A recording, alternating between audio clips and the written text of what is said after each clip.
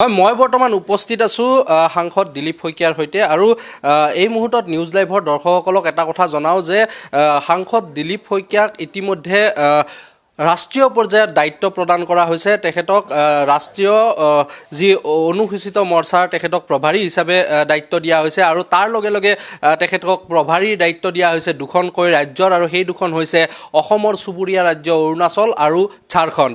গতিকে এই দুখন ৰাজ্যৰ প্ৰভাৰী হিচাপে দায়িত্ব গ্ৰহণ কৰিছে দিলীপ শইকীয়া ডাঙৰীয়াই, আৰু তাৰ লগে লগে অনুসূচিত জাতিৰ মৰ্চাৰ তেখেতক কেন্দ্ৰীয় প্ৰভাৰীৰ দায়িত্ব দিয়া হৈছে। গতিকে আপুনি প্ৰথমে নিউজ লাইভলৈ আপোনাক স্বাগতম জনাইছোঁ। আপুনি নতুন দায়িত্ব গ্ৰহণ কৰিলে, গতিকে এই দায়িত্ব গ্ৰহণ কৰি আপোনাৰ প্ৰথম প্ৰতিক্ৰিয়া কেনেকুৱা, অনুভৱ কেনেকুৱা? পোনপ্ৰথমে মই অসমবাসী আৰু উত্তৰ পূৰ্বাঞ্চলবাসী ৰাইজৰ লগতে সমগ্ৰ দেশবাসীক মোৰ শ্ৰদ্ধা আৰু সেৱা জনাইছোঁ। লগতে দলৰ এই গুৰু দায়িত্ব ৰাষ্ট্ৰীয় সাধাৰণ সম্পাদকৰ দায়িত্ব অৰ্পণ কৰাৰ বাবে ৰাষ্ট্ৰীয় নেতৃত্বলৈ মই আন্তৰিক কৃতজ্ঞতা আৰু ধন্যবাদ জ্ঞাপন কৰিছোঁ। স্বাভাৱিকতে অসমৰ কাৰণে এইটো এটা আনন্দৰ বতৰা, কাৰণ প্ৰথমবাৰৰ বাবে ৰাষ্ট্ৰীয় সাধাৰণ সম্পাদকৰ দৰে গুৰু দায়িত্ব মোৰ দৰে কাৰ্যকৰ্তাৰ ওপৰত দলে অৰ্পণ কৰিছে। আৰু ইয়াৰ লগে লগে অৰুণাচল প্ৰদেশ আৰু ঝাৰখণ্ডৰ প্ৰভাৰী হিচাপেও মোক দায়িত্ব ইতিমধ্যে দিছে, আৰু ৰাষ্ট্ৰীয় পৰ্যায়ত সৰ্বভাৰতীয় পৰ্যায়ত মোক অনুসূচিত জনজাতি মৰ্চাৰ প্ৰভাৰী বা তত্ত্বাৱধায়ক হিচাপে মোক নিযুক্তি দিছে। মই পোনপ্ৰথমেই অসমৰ এজন নাগৰিক বা আমাৰ উত্তৰ পূৰ্বাঞ্চলৰ এজন নাগৰিক হিচাপে বিশেষ কৰি মই মোৰ যি অৰুণাচল প্ৰদেশৰ যি দায়িত্ব দিছে, অৰুণাচল প্ৰদেশত আমি সকলোৱে জানো আমাৰ চৰকাৰ আছে, আৰু এই চৰকাৰখন এখন স্থায়ী চৰকাৰলৈ আমি ৰূপান্তৰ কৰিব বিচাৰোঁ।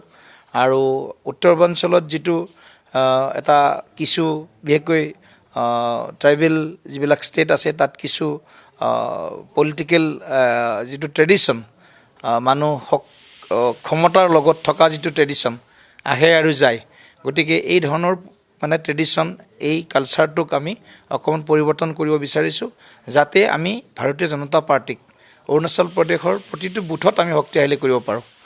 অৰুণাচল প্ৰদেশত এখন স্থায়ী বিকাশমুখী চৰকাৰে ইতিমধ্যে শপত লৈ কাম কৰিছে।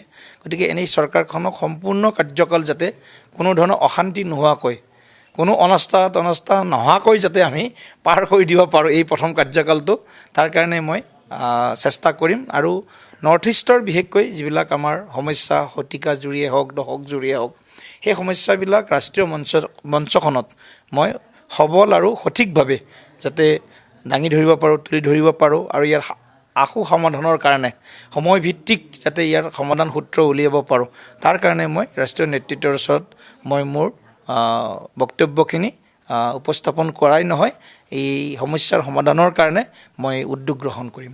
আৰু আমি যিমান দূৰলৈকে গম পাইছোঁ, অসমৰ এগৰাকী নেতা হিচাপে বিজেপিৰ দিল্লীৰ যি মুখ্য কাৰ্যালয় আছে, সেই কাৰ্যালয়ত কোঠা নিজাববীয়াকৈ সুকীয়া কোঠা লাভ কৰিছে আপুনি। গতিকে এই কোঠা লাভ কৰা আপুনি প্ৰথমগৰাকী বিজেপিৰ কৰ্মী বা নেতা। গতিকে কি ক'ব এই ক্ষেত্ৰত? আজি আনুষ্ঠানিকভাৱে মই দিল্লীস্থ মুখ্য কাৰ্যালয়ত ভাৰতীয় জনতা পাৰ্টীৰ 212 আৰু 213 এই দুটা কোঠা আমাৰ কাৰণে আছুতীয়াকৈ কাৰ্যকৰ্তাসকলক লগ কৰা বা দলীয় কাম কাজ পৰিচালনা কৰাৰ কাৰণে ৰাখিছে। আৰু মই এতিয়ালৈকে মোৰ কোঠাত প্ৰৱেশ কৰা নাছিলোঁ, যদিও আজি প্ৰায় এমাহ ডেৰ মাহ হৈ গ'ল দায়িত্ব লোৱা। ৰাষ্ট্ৰীয় কাৰ্যালয় বা মুখ্য কাৰ্যালয়তো আহিছোঁ, কিন্তু আজি আনুষ্ঠানিকভাৱে মই আজি মোৰ যি আছুতীয়াকৈ বা ৰখা হৈছে মোৰ কোঠা, সেই কোঠাত 212, 213 তাত আজি আমি অলপ পূজা অনুষ্ঠিত কৰি তাত মই আজি প্ৰৱেশ কৰিছোঁ। মই প্ৰথমতেই অসমৰ আৰু উত্তৰ পূৰ্বাঞ্চলৰ যিসকল দলীয় কাৰ্যকৰ্তা আছে বা অন্য জনগণ আছে, সেই সকলোকে দিল্লীৰ আহিলে মোৰ কেন্দ্ৰীয় কাৰ্যালয়ত 212 বা 13 নম্বৰ কোঠাত মই থকা অৱস্থাত তেখেতসকলে মোক অনাহয়ে তেওঁলোকে লগ কৰিব পাৰিব। আৰু এইটো উত্তৰ পূৰ্বাঞ্চল অসমবাসী কাৰ্যকৰ্তাসকলৰ বাবে বা ৰাইজৰ বাবে এটা সুযোগ এটা তেওঁলোকে পাইছে। গতিকে ময়ো এই সুযোগটো গ্ৰহণ কৰাৰ কাৰণে সকলোকে মই দিল্লীৰ কেন্দ্ৰীয় কাৰ্যালয়ৰ 212 বা 213 নম্বৰ কোঠাত আহি মোক লগ কৰাৰ কাৰণে মই আহ্বান জনাইছোঁ। আৰু শেষত এটা কথা সুধোঁ, বিটিআৰ নিৰ্বাচনত আপুনি সক্ৰিয়ভাৱে এতিয়া ঘূৰি থকা দেখা গৈছে আৰু বিজেপিয়ে এইবাৰ সুকীয়াকৈ নিজাববীয়াকৈ নিৰ্বাচনত অৱতীৰ্ণ হৈছে। আপোনাৰ যিটো মঙলদৈ লোকসভা সমষ্টি তাতো বিটিআৰৰ যথেষ্ট অঞ্চল আছে, গতিকে কি ক'ব, কেনে হ'ব ফলাফল?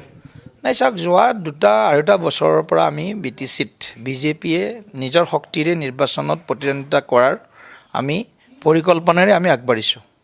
আৰু এতিয়াতো নিৰ্বাচনী বতৰ, নিৰ্বাচন ঘোষণা হৈ গ'ল 7 আৰু 10 তাৰিখে। ওদালগুৰি জিলাৰ 10টা পৰিষদীয় সমষ্টি আৰু বাস্কা জিলাৰ গোৰেশ্বৰ আৰু শুক্লা চেৰফাং, এই মুঠ 12টা সমষ্টি মোৰ মঙলদৈ সংসদীয় সমষ্টিৰ অন্তৰ্গত। গতিকে 12টা সমষ্টিতে মই 12জন প্ৰাৰ্থী আমাৰ দলৰ ফালৰ পৰা আমি প্ৰক্ষেপ কৰিছোঁ। গতিকে আমি আশা কৰিছোঁ এই 12টা সমষ্টিত 12জনেই বিজেপিৰ প্ৰাৰ্থী জয়ী হ'ব। আৰু BTCত ৰাইজে এবাৰ পৰিৱৰ্তন বিচাৰিছে। ডক্টৰ হিমন্ত বিশ্ব শৰ্মা ডাঙৰীয়াৰ সভাবিলাক আজি আমি সংবাদ মাধ্যম যোগে মই নিজে উপস্থিত আছোঁ, দেখিছোঁ। গতিকে BTCবাসী ৰাইজে এটা ব্যাপক উৎসাহ উদ্দীপনাৰে পৰিৱৰ্তনৰ আশাৰে আৰু উন্নয়ন বিচাৰি, শান্তি বিচাৰি তাত বিকল্প ৰাজনৈতিক শক্তি হিচাপে ভাৰতীয় জনতা পাৰ্টীক আজি আঁকোৱালি লোৱা পৰিলক্ষিত হৈছে। গতিকে আমি আশা কৰিছোঁ BTCত BPF দলৰ ইমান বছৰৰ যি তেওঁলোকৰ দুৰ্নীতি, ভ্ৰষ্টাচাৰ, স্বজন তোষণ, তেওঁলোকৰ মানে অঙহী বংহী বংশবাদ ইত্যাদি বিভিন্ন যিবিলাক বিষয় ৰাইজে বেয়া পাইছে, গতিকে ৰাইজে এতিয়া সেইবিলাকৰ পৰা পৰিত্ৰাণ বিচাৰি বিজেপিৰ নেতৃত্বত এখন শক্তিশালী BTC চৰকাৰ গঠন কৰা, উন্নয়নমুখী BTC চৰকাৰ গঠন কৰা, শান্তিপূৰ্ণ BTC চৰকাৰ গঠন কৰা আৰু যিখন চৰকাৰে তাত বসবাস কৰা সকলো জাতি জনগোষ্ঠীক, ভাষাভাষী লোকক, ধৰ্মাৱলম্বী লোকক সমবিকাশ, সমমৰ্যাদা আৰু সম অধিকাৰ প্ৰদান কৰিব পাৰে, মাটিৰ অধিকাৰৰ পৰা আৰম্ভ কৰি এনেকুৱা এখন শক্তিশালী চৰকাৰ BTCবাসী ৰাইজে এইবাৰ বিচাৰিছে। আৰু এইখিনি আমি ভাৰতীয় জনতা পাৰ্টীয়ে এই নিৰ্বাচনৰ পিছতেই আমি ৰাইজৰ আশীৰ্বাদত চৰকাৰ গঠন কৰাৰ পিছতেই এনেধৰণে আমি আগবাঢ়িম, যাতে BTCবাসীক ইমান দিনে যিধৰণে তেওঁলোকক শোষণ প্ৰতাৰণা কৰা হৈছিল তাৰ যাতে মানে আমি পৰিৱৰ্তে সুশাসনৰ জৰিয়তে আমি এখন শক্তিশালী BTC নিৰ্মাণৰ কাৰণে, নতুন BTC নিৰ্মাণৰ কাৰণে আমি ৰাইজৰ আশীৰ্বাদেৰে আগবাঢ়িব পাৰোঁ। হয়, নিশ্চয়কৈ এয়া আছিল দিলীপ শইকীয়া সাংসদ। তেখেতে ইতিমধ্যে কেন্দ্ৰীয় দায়িত্ব গ্ৰহণ কৰিছে। তেখেতে প্ৰথমগৰাকী অসমীয়া বিজেপিৰ নেতা হিচাপে যি দিল্লীস্থিত বিজেপিৰ মুখ্য কাৰ্যালয় তাত তেখেতে কোঠাও নিজাববীয়াকৈ সুকীয়া কোঠা লাভ কৰিছে। গতিকে আমি তেখেতক অভিনন্দন জনাইছোঁ আৰু আগন্তুক দিনসমূহত অসমৰ বিভিন্ন সমস্যাৰ লগতে উত্তৰ পূৰ্বাঞ্চলৰ বিভিন্ন সমস্যাসমূহ ৰাষ্ট্ৰীয় প্ৰেক্ষাপটত দাঙি ধৰিব।